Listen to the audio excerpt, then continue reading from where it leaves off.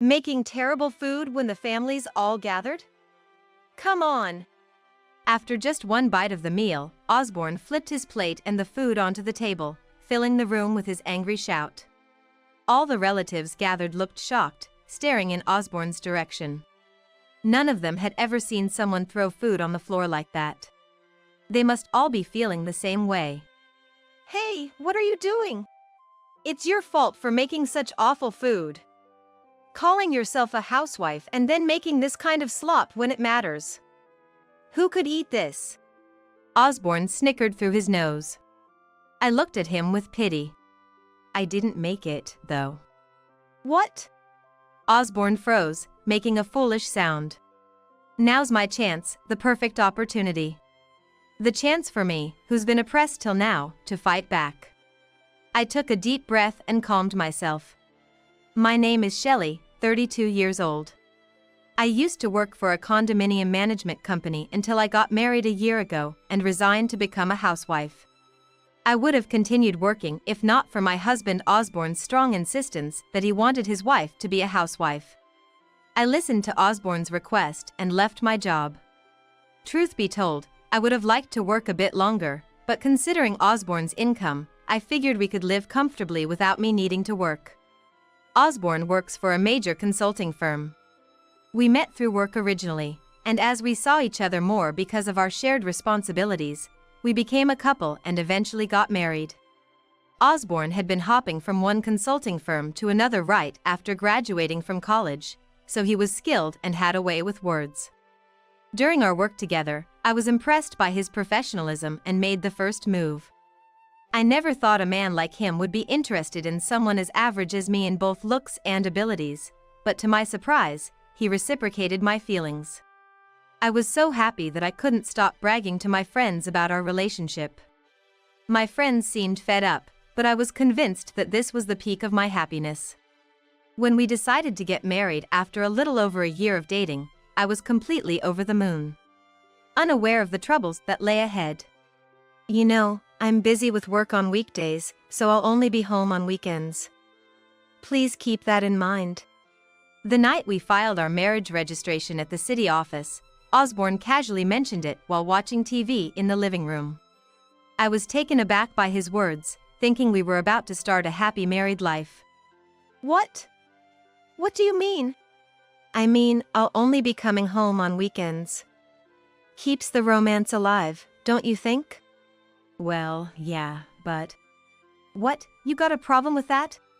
No, not at all. Honestly, I was taken aback by his sudden announcement. A weekend marriage, isn't that unusual? It's strange to decide such an important thing all by oneself. If he really wanted a weekend marriage, he should have mentioned it before we got married. Why declare it suddenly on the day we register our marriage? Sure, seeing each other less might keep the excitement alive. But isn't it natural to want to be with the one you love all the time? I was more downhearted than I expected, having my expectations for our newlywed life dashed like that. Whether Osborne felt sorry for me or was trying to cheer me up, I couldn't tell, but he was unusually kind to me that day. That night, we consummated our marriage for the first time, temporarily pushing the thought of a weekend marriage out of my mind. Maybe it was a win for Osborne's strategy. Looking back, Osborne's declaration was just the beginning. Little did I know, I was about to face much bigger challenges than a mere weekend marriage. 2 months into our marriage, Osborne only came home on weekends, as he had declared. As a housewife, I wanted to cook dinner for my husband who'd come home tired every day, but my enthusiasm quickly waned. Sometimes when he came home on the weekends, he'd eat out instead. So, Osborne hardly ever ate what I cooked. I had been hinting for a while. Can't we stop this weekend marriage thing? Huh?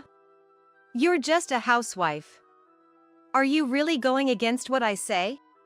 But Osborne would override my opinion as if he were the most important person in the house. Sure, I'm a housewife, but that's because Osborne wanted it that way. I realized that Osborne had me quit my job so he could have his way at home, making me economically dependent on him and unable to go against his commands. That must have been Osborne's goal all along. Lying in bed at night, frustration overflowed.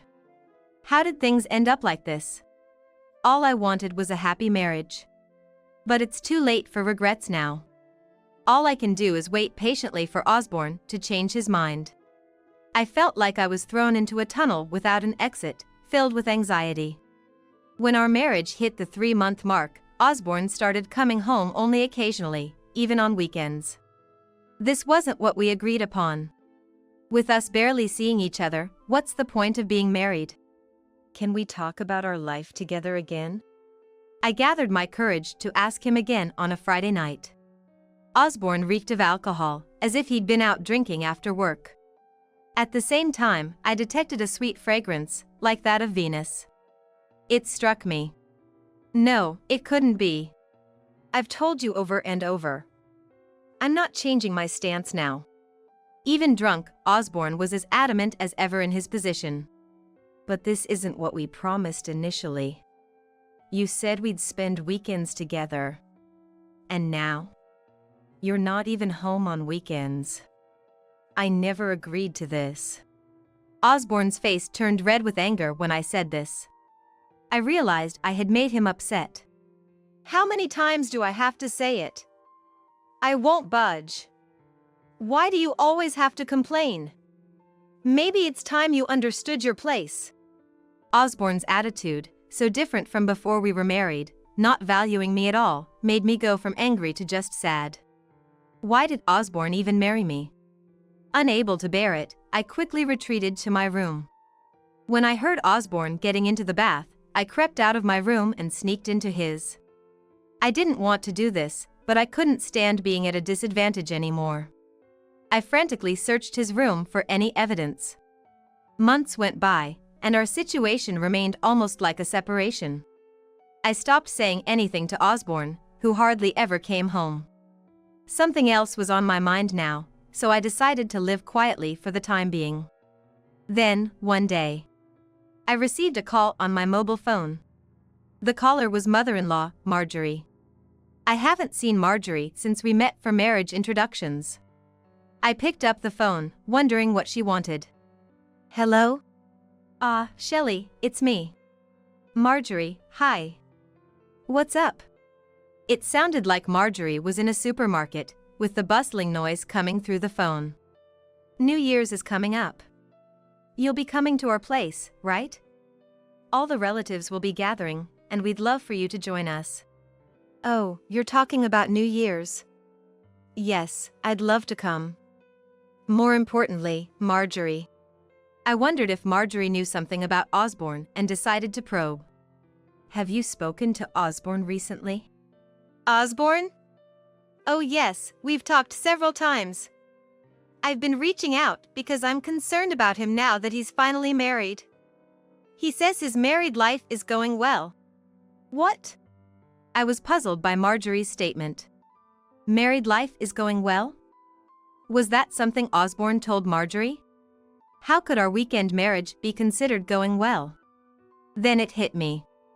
Osborne must be deliberately lying to Marjorie, making it seem like our marriage is all smooth sailing. Marjorie, being the caring yet overprotective type, adored her son. I could tell from our first meeting and the way she talked about him. No offense, but I think everything Osborne has told you might be a lie. To be honest. I explained to Marjorie that Osborne had declared from the beginning of our marriage that he would only come home on weekends, and recently, even those days have become less frequent. What are you talking about, Shelley? Osborne would never do such a thing. How dare you try to deceive me with lies? Who do you think you are? Marjorie was furious, raising her voice over the phone. I sighed, thinking, as expected. She only believes Osborne's words. She wouldn't doubt that Osborne could be lying. If anyone speaks ill of Osborne, even if it's his wife, she'd go all out against them. That's her way. I'm not lying. If you're concerned, I can record what goes on in the house for a month and show you. Frustrated at being made out to be the villain despite suffering because of Osborne, I snapped back at Marjorie with my suggestion, but she utterly dismissed it. There's no need for such an embarrassing act. You're the worst kind of daughter-in-law." And with that, she hung up the phone. I had a feeling it might come to this. My father-in-law is a man of few words, so I can't tell what he thinks of me, but Marjorie probably just sees me as a convenient wife for Osborne. Knowing this made me feel weary of continuing this charade of a marriage with Osborne. I decided it was time to put into action a plan I had been considering for a while. The day arrived when Osborne's family was gathering at their home for the new year. Unsure of what would happen, I was determined to do whatever I could. I was quietly fired up inside. As the new year dawned, I went with Osborne to his parents' house as planned. Before leaving, I made a crucial call to someone. "Man, going to the family home is such a drag." Osborne got ready and left the house reluctantly. Upon arriving at his parents' house, we were greeted by Osborne's parents, aunts, uncles, and cousins. A woman, who seemed to be a housekeeper, was preparing food in the kitchen. She wore glasses and a mask, and understandably, she didn't join our conversations, focusing on her work instead. With so many people around, it was hard to keep track of everyone. "Oh, Shelley, welcome." Marjorie, still probably distrusting me after our phone call, greeted me without a hint of warmth in her eyes, despite her welcoming words. Forcing a smile, I lifted my stiff cheeks. "Happy New Year," and managed to put on a smile. After that, Marjorie and I barely spoke as the meal preparations went on. I helped in the kitchen as well. My father-in-law remained his usual silent self, sitting on the sofa and reading the newspaper. Once the meal was ready and I had finished serving, everyone began to eat. I noticed Osborne picking up a dish of stew. And just as I was about to reach for some rice, feeling hungry, he exclaimed, "Making terrible food when the family's all gathered? Come on!" The sound of porcelain hitting the floor made everyone's shoulders jerk. Osborne, having flipped his plate and the meal onto the table after just one bite, filled the room with his angry voice. All the gathered relatives looked at him in shock, never having seen someone throw food on the floor like this before. They must all be feeling the same way. "Hey, what are you doing? It's your fault for making such awful food. Calling yourself a housewife and then making this kind of slop when it matters. Who could eat this?" Osborne snorted through his nose. I looked at him with pity. "I didn't make it, though." "What?" Osborne froze, making a foolish sound. "Now's my chance. This is the perfect opportunity. The chance for me, who's been oppressed till now, to fight back." I took a deep breath and calmed myself. "What are you talking about? You were in the kitchen preparing the meal just now." Osborne looked at me, confused, and snorted through his nose. "True, I was in the kitchen. But the housekeeper was there too, right? I was just setting the table. The housekeeper made the meal. Right?" I directed my gaze towards the housekeeper, who was supposed to be resting in the back room. Seeing the housekeeper, who had unexpectedly appeared, all the relatives were taken aback. "Yes, that's correct. See? And just so you know, I invited the housekeeper. Let me introduce her. This is my mom." The housekeeper, no, mom, took off her glasses and mask. Osborne and his parents were shocked to see her face. They obviously knew Mom and were surprised to see her here. Weren't you the housekeeper Osborne hired?" "No. Like I'd arranged that." It seemed Marjorie had assumed Osborne had hired the housekeeper, and now she was trembling. "Hey, Osborne, you know what my mom does for a living, right? She works at a traditional Japanese restaurant and makes delicious meals every day. But today, she made the dishes lighter for the family." "Why did you think I made the meal?" "Because you were in the kitchen until just now." Osborne raised his voice in frustration in response to my question. Indeed, from an objective standpoint, it might have seemed natural for him to assume that I, having been in the kitchen, had cooked the meal with my mom. However, what Osborne, who hardly ever ate my cooking, didn't realize was that my cooking style is quite different. Unlike the meal my mom prepared today, which was light in flavor, my dishes tend to be richer and more robust. I prefer my food with plenty of soy sauce and mirin, making it quite flavorful. That's true. But the main reason is that you've hardly ever eaten my cooking. Huh? What do you mean? Everyone except Osborne, confused by the situation, widened their eyes. Osborne's face turned pale, and he froze on the spot. I decided to confront him and lay bare all his dishonesty right then and there. On the day we registered our marriage, Osborne declared to me that he would only come home on weekends and spend the weekdays away. It was a so-called weekend marriage. He never mentioned such a thing before we got married. I was shocked. I couldn't agree to it, but whenever I tried to object or discuss it, he would just insist that as a housewife, I had no right to oppose him, and he never listened to my opinions. The relatives were visibly shocked as the truth about our marriage came to light, Marjorie, in particular. That can't be true. Are you still saying that? Osborne has always told me that he and you are living happily together. Don't say such embarrassing things in front of the relatives. Watching Marjorie staunchly defend her son, taking his side to the point of making fierce accusations, I sighed. It was almost time. Time to reveal that secret. Just as I was bracing myself, clenching my fists, a voice came from the entrance. Osborne? Are you here? The voice of an unfamiliar woman caused all the relatives to startle. As one of the relatives exclaimed in confusion, the door swung open, and a young woman peeked in. Dressed in a short skirt, sporting bright red nails, and with glossy hair, she looked to be in her 20s. After scanning the room full of people, she widened her eyes in surprise. Huh? She uttered, sounding confused. Osborne? What's going on here? She called out to Osborne in a sweet voice, looking around bewildered. It was clear that everyone except me was struggling to grasp the situation. Noreen, why are you here? Osborne's expression, filled with surprise, only added to Noreen's confusion as she tilted her head, unable to understand the situation. What do you mean, why? You're the one who called me here. You said you wanted to introduce me to your family because we're getting married. What? When did I say that? 2 weeks ago. When Noreen showed the message exchange on her phone, Osborne was taken aback. I never sent this. Then who did? As they argued fiercely, I stepped forward to clarify. Nice to meet you, I'm Osborne's wife. I'm the one who invited you here today. Sorry, Osborne, but I sent the message without your knowledge. What? Both of them were dumbfounded, their mouths agape.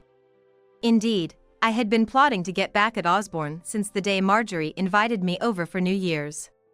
2 weeks ago, while Osborne was taking a bath late at night, I snuck out of the bedroom and grabbed his phone. It was clear from their frequent exchanges that Noreen was his affair partner. So, I decided to lure her here today, pretending to be Osborne, to catch them in the act. The relatives began to murmur among themselves after hearing our exchange. And Osborne's parents' faces turned pale. I had my suspicions. Why would Osborne start a life where he only comes home on weekends right after we got married? A weekend marriage means we barely see each other. What's the point of being married if that's the case? If he really loved me, he wouldn't want such a life. That's because I'm busy with work. I've told you this many times. Even after all this, Osborne was still trying to resist. In disbelief, I sighed heavily in exasperation. Work? Yes, I believed that at first. But then I started smelling perfume on you when you came home at night. I couldn't believe it, so I hired a detective to investigate. What? An investigation? Osborne trembled all over. I pulled out a report from a private detective from my bag and thrust it at both Osborne and Noreen.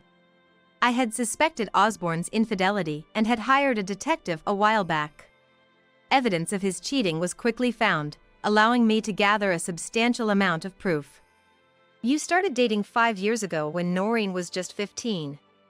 You picked her up in town and started a relationship. Of course, you couldn't marry a child like Noreen. Plus, she's working in the nightlife industry now. I doubt your parents would approve. But you felt pressure from your parents to marry soon. So, you settled for a safe choice like me to stop them from nagging, all the while continuing your relationship with Noreen, planning to divorce me under the guise of being busy with work, and then marry her. That's the gist of it. I pieced together the information I learned from the detective's report and the message exchanges between Osborne and Noreen, exposing their deceit. What are you saying? Osborne would never. Marjorie tried to defend Osborne, but faced with the irrefutable evidence, she could no longer argue and her shoulders slumped in defeat. Osborne and the woman, Noreen, were trembling as they looked at each other. Eventually, Osborne broke the silence with an accusation. This is low. Using tactics like this to disgrace us, it's filthy. At his words, I felt a surge of anger so intense it felt like my veins might burst, and I shouted back. Low? What are you talking about? The only low thing here is you, disappearing right after we got married. Approaching me while having someone else, using me, and then playing the victim? You were just waiting for me to get fed up and initiate a divorce, weren't you? Well, sorry to disappoint. We will get divorced, but you'll be paying me a fair settlement in court. And you too, Noreen. I glared at Osborne and Noreen with the most intimidating look I had ever mustered. Why me? I don't have any money. Please, forgive me. I was wrong. But please, not the settlement in court. Ignoring their pleas, I glared at them once more. Just get out of here, now. And yelled. At my scream, Osborne and Noreen finally scurried out of the house with yelps. I sincerely apologize for the disturbance, everyone. As I stepped back, sighs of relief were heard among the relatives. They were all dumbfounded by Osborne's actions, at a loss for words. Shelley. I don't know what to say. Marjorie, who had staunchly believed in Osborne and criticized me, now looked away awkwardly. I left the in-laws' house with my mom, who had pretended to be the housekeeper. I likely wouldn't return to this house again. My troubled marriage of 1 year to Osborne thus came to an end. A few days later, I had Osborne sign the divorce papers and filed them at the city hall. I was officially single again. Although now divorced, my marriage had been so brief and distant that it hardly felt different. Since Osborne and I had lived in a rented apartment, I effectively evicted him without further issues. Afterward, Osborne, lacking funds due to squandering money on his mistress, had to ask relatives for a loan to pay the settlement ordered in the divorce. Despite his supposed elite job, his financial woes were due to his lavish spending on his mistress. However, after the New Year's incident, no relative was willing to lend him money. He was forced to take out a bank loan. Noreen, too, took out a loan to pay her part of the settlement for the divorce court. With both of them now embroiled in the struggle to repay their loans, any plans for marriage had to be postponed. At least until they managed to clear their debts, as both sets of parents unanimously advised against marriage under such financial strain. The in-laws, likely fed up with being entangled in any more trouble, seemed to think it was only fair for them to experience the hardship of debt repayment. Let him struggle with paying his debts for all I care. Compared to the year of suffering I endured, earning money to repay his debts seemed easy, almost like it was someone else's problem. Meanwhile, I returned to my previous job at the condominium management company and am now enjoying my work. It's much better for my mental health than staying cooped up at home. If I ever consider marriage again, I've quietly vowed to myself that it will be with someone who is supportive of both partners working.